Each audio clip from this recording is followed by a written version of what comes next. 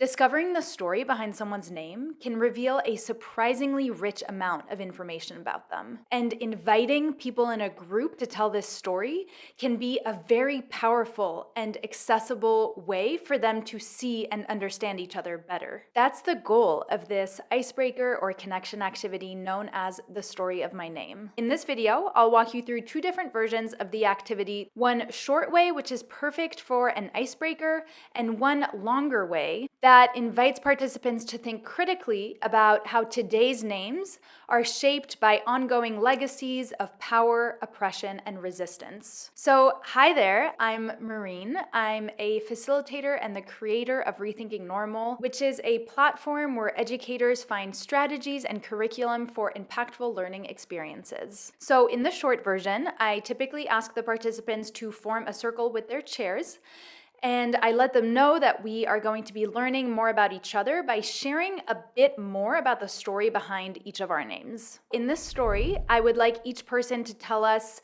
the correct pronunciation of their name, what their name means, if they know, where it's from, and how they feel about their names. This can, of course, include a story about their favorite nickname if they have one, and I always encourage students who might have several names in different cultures to share all of their names. None of these questions are obligatory for them to answer, though. I like to kick off as the facilitator to model some vulnerable sharing, and then the next person in the circle goes and the next person. If you're really tight on time, you can of course break up the larger group into smaller groups of 3 or 4 people to speed up the sharing process. And I think this activity is brilliant because it allows for some deeper sharing, but there's also a lot of choice built into it. And people usually find it pretty easy to tell us a little bit more about their names because that's a story that we're all familiar with on some level, even though we're rarely invited to share it. So now for the more expanded version of this activity.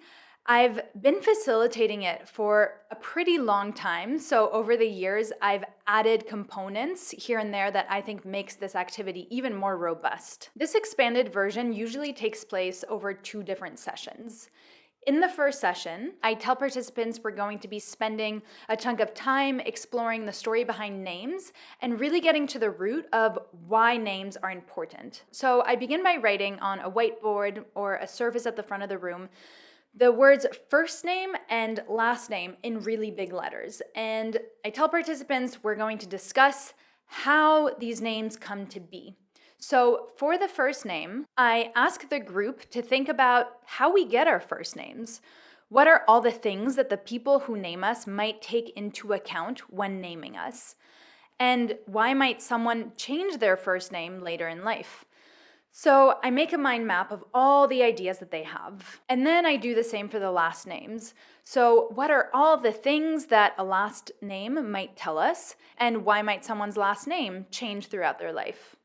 So once the students have really contributed and shared plenty of ideas, I like to spend the rest of the session sharing with them resources I've selected ahead of time of people from different backgrounds recounting the story of their names. For example, I like to show a TED Talk by a Turkish woman called İlknur Eren, and she talks about the difficulties of having a name that labeled her as an outsider in the United States and all the ways that she tried to change it before eventually reclaiming her name later in life. It's a great talk, and I find that students often refer back to this one when sharing the story of their own name, if they relate to it. I'll put some other resources I find really powerful in the description box that I've used in the past, but you can also explore the internet to find resources that would fit your particular context best. And I would suggest engaging with a diversity of stories in this first class because there are so many different angles from which to tell this story. A name can carry really deep historical legacies of oppression, assimilation, adoption, resistance, of liberation,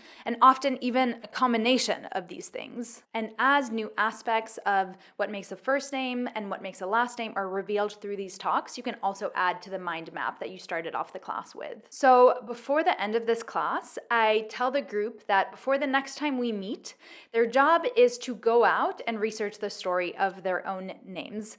So this might look like talking to their family, doing some sort of historical research on where your name comes from. Whatever it is, they should be ready to share with us a 2 to 3 minute story about their names in the next class. When we are all back in the next session, I start by asking the students to arrange their chairs in a circle. And really, this part goes a lot like what I outlined at the start of the video. The only difference is that this round of sharing usually takes much more time because students have a lot more to share. And people tend to share pretty vulnerable stories about their personal experience and their family histories. This is often a time when participants discover a lot more about each other and connect on a deeper level. So once everyone is finished sharing, I like to really spend some time debriefing the activity, asking students how they felt doing this activity, what was surprising to them, and lead a final discussion on why it is that our names are such an important part of our identity. What lessons are they walking out of here with that they would like to share with others? Are there perhaps some contemporary political implications to everything that we've been discussing in these past 2 sessions? Because as we've seen, stripping someone of their name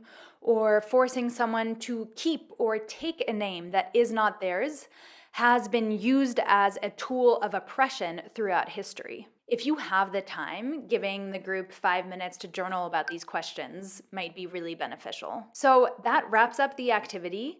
I hope that you enjoyed learning about it if it was new to you, and that it gave you new ideas of things you wanted to try. I first learned about this activity by participating in something like this myself in a workshop several years ago, but I've since also read about it in these 2 books, which I will link in the description box. And if you're looking for more resources on facilitation and liberatory pedagogy, I've put together a guide of my 12 favorite resources in a downloadable PDF.